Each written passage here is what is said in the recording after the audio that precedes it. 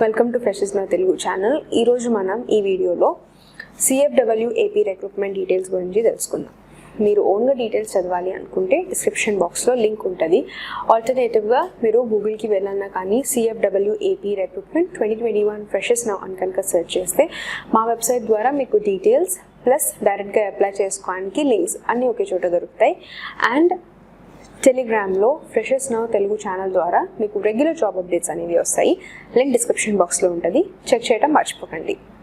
Government of Andhra Pradesh health, medical and family welfare department నుంచి various డిపార్ట్మెంట్స్లో vacancies అనేవి release చేశారు. డీటెయిల్స్ అన్ని అఫీషియల్ నోటిఫికేషన్ ద్వారా తెలుసుకుందాం.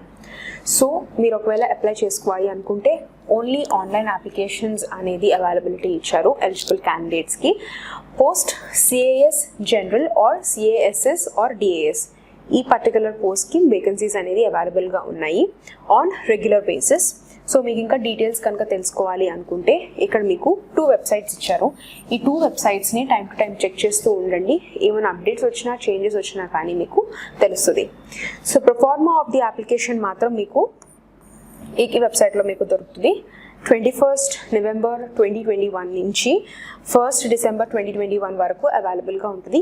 లాస్ట్ డేట్ అప్లై చేసుకోవడానికి కూడా 1st of December 2021.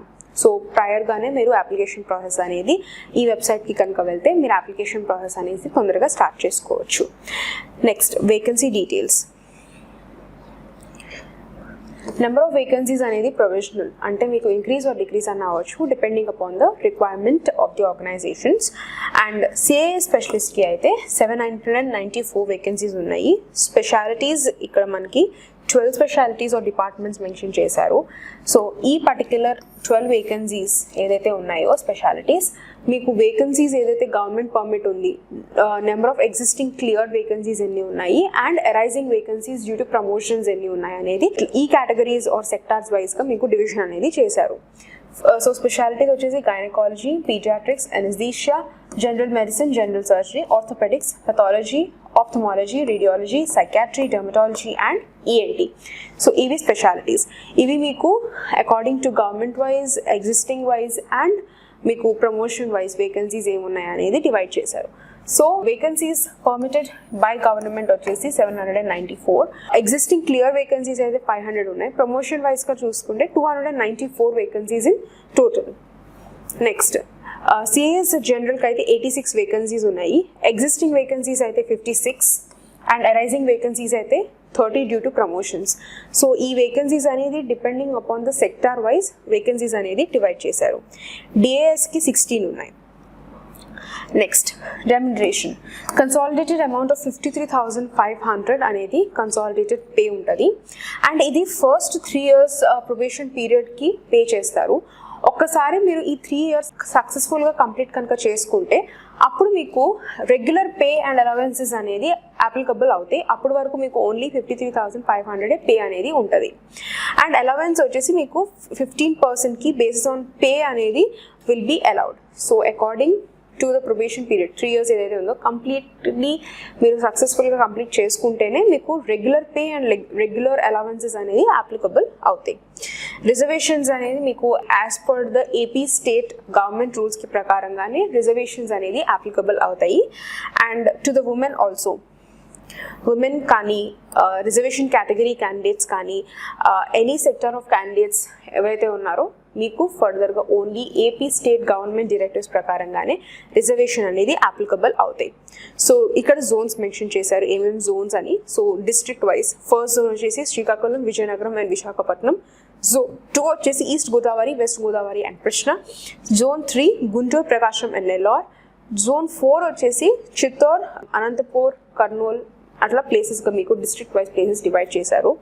And local reservation అనేది జోనల్ రిప్రజెంటేషన్ బట్టే మీకు లోకల్ రిజర్వేషన్ కూడా అప్లికబుల్ అవుతుంది. సో దానికి సంబంధించిన డాక్యుమెంట్ ఉంటేనే మీకు ఈ పర్టికులర్ రిలాక్సేషన్స్ అనేది అప్లికబుల్ అవుతాయి. సో రెలవెంట్ డాక్యుమెంట్స్ ఉంటే యూ కెన్ సబ్మిట్ అండ్ మీకు రిజర్వేషన్ అనేది వస్తుంది according to the district wise. Next eligibility regarding education. ఒకవేళ మీరు CAS జనరల్కి కనుక అప్లై చేస్తుంటే candidates must make sure మీకు MBBS పాస్ అయి ఉండాలి, దాని equivalent including the Schedule 1 of MCI Act so దానికి ప్రకారంగా మీకు ఎంబీబీఎస్ కంప్లీట్ అయ్యి ఉండాలి. అది కూడా మెడికల్ కౌన్సిల్ ఆఫ్ ఇండియా నుంచి రికగ్నైజ్డ్ అయ్యి ఉన్న సర్టిఫైడ్ ఎంబీబీఎస్ సర్టిఫికేట్ అనేది మీకు ఉండాలి. సిఏ స్పెషలిస్ట్కి అయితే PG degree or diploma DNB కానీ పర్టిక్యులర్ స్పెషాలిటీలో మీరు స్పెషలైజేషన్ అన్న చేసి ఉండొచ్చు. అండ్ అది కూడా మెడికల్ కౌన్సిల్ ఆఫ్ ఇండియా నుంచి రికగ్నైజ్డ్ అయ్యి ఉండాలి. నెక్స్ట్ డిఏఎస్ క్యాండిడేట్స్ అయితే బీడిఎస్ పాస్ అయ్యి ఉండాలి లేదా దాని ఈక్వలెంట్. అగైన్ మెడికలీ మీకు ఇక్కడ డెంటల్ కౌన్సిల్ ఆఫ్ ఇండియా నుంచి మీకు రికగ్నైజ్డ్ ఆర్ ఆథరైజ్డ్ ఉన్న డాక్యుమెంట్ ఆఫ్ సర్టిఫికేషన్ అనేది ఉండాలి. Candidates also making sure that ఎవరైతే డిఏఎస్కి మీరు అప్లై చేస్తున్నారో వాళ్ళు రిజిస్టర్ అవి ఉండాలి AP state medical council or AP dental council నుంచి మీకు కాన్స్టిట్యూట్ అయ్యి ఉండాలి ఏదైతే సర్టిఫికేట్స్ మీరు పెడుతున్నారో. సో మేక్ షూర్ మీ డాక్యుమెంట్స్ అనేది AP state medical council or AP dental కౌన్సిల్లోకి మీరు మీ సర్టిఫికేట్ ఆర్ మీ రిజిస్ట్రేషన్ ఆర్ స్పెషలైజేషన్ అనేది వెరిఫైడ్ అయ్యి ఉండాలి. సో అది education qualification. Next age eligibility. Upper age limit వచ్చేసి 42 years ఇక్కడ మెన్షన్ చేశారు. Age bar calculation 1st of July 2021కి ఏజ్ బార్ ఇచ్చారు. రిలాక్సేషన్స్ ఎస్సీ ఎస్టీ బీసీ వాళ్ళకి 5 years, ఎక్స్ సర్వీస్ మెన్ వాళ్ళకి 3 years in according to the length of the service. And differently disabled 10 yearsకి ఇస్తున్నారు. Maximum age limit వచ్చేసి 50 years. Relaxations అన్నీ మీకు AP state government ప్రకారంగానే అప్లికబుల్ అవుతుంది. And OC BC candidates 1500 fee pay చేయాలి. And for SC ST it is ₹1000. Next మీ application fee ఏదైతే ఉన్నదో అది మీరు ఆన్లైన్ ద్వారా పే చేయాలి. ఆన్లైన్ లింక్ కూడా ఇక్కడ మీకు మెన్షన్ చేశారు. సో ఇక్కడ మీరు పే చేయాలి. అది కూడా 1st of December 2021 ఆఫ్టర్నూన్ లోపు మీరు పే చేయాలి. సో ఆఫ్టర్నూన్ తర్వాత మీ ఫీజ్ పేమెంట్ చేసినా కానీ యాక్సెప్ట్ చేయరు, ఇన్వాలిడ్ అయిపోతుంది application. Next selection process. So different కేటగిరీస్కి మీకు డిఫరెంట్గా ఉంటుంది. సో టోటల్ 100 marksకి సిఏ స్పెషలిస్ట్కి అయితే 65% అనేది అగ్రిగేట్ మార్క్స్ ఇయర్స్ మీరు పీజీ డిప్లొమా లేదా దాని ఈక్వలెంట్ ఏదైతే చేస్తారో అకాడమిక్స్కి 65% క్యాలిక్యులేషన్ అనేది ఉంటుంది. 10% అనేది మీకు PG degree DNB equivalent extra qualification డిగ్రీని బట్టి 10% అనేది అలాట్ చేస్తారు.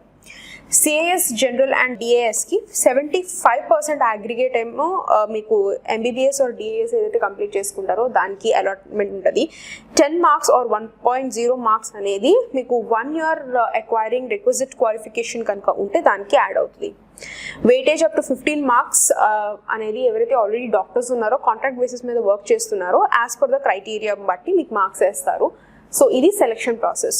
సో 2.5 marks అనేది 6 months ట్రైబల్ ఏరియాలో కనుక చేస్తే మీకు 2.5 marks ఇస్తారు.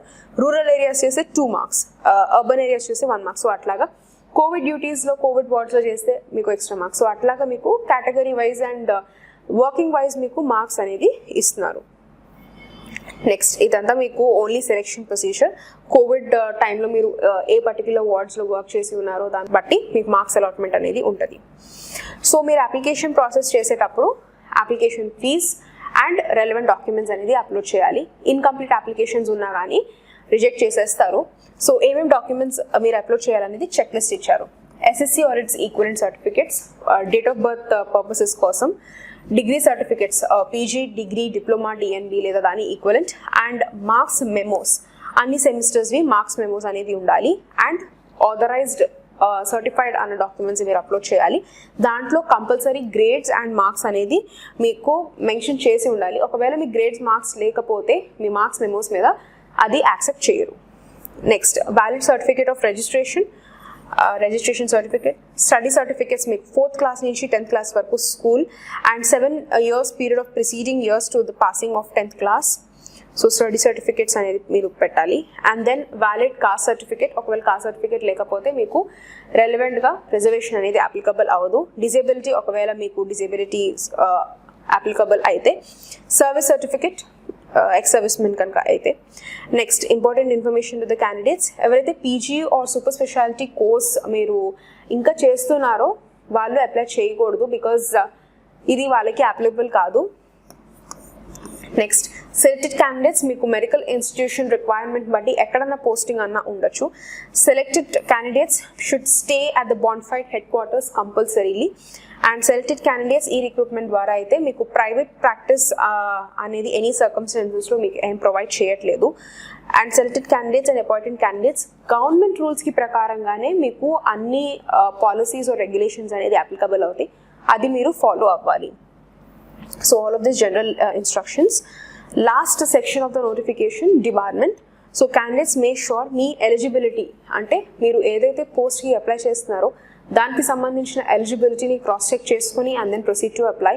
మిస్కండక్ట్, కెన్వాసింగ్ లేదా డూప్లికేషన్ ఆఫ్ డాక్యుమెంట్స్ లేదా మీరు సరిగ్గా డాక్యుమెంట్స్ ప్రొవైడ్ చేయలేకపోయినా కానీ ఆర్ మీ అప్లికేషన్స్ ఇన్కంప్లీట్ ఉన్నా కానీ ఇచ్చిన ఫార్మాట్లో మీ డాక్యుమెంట్స్ మిస్ అయినా కానీ మీ అప్లికేషన్స్ అనేది ఇన్వాలిడ్ చేస్తారు.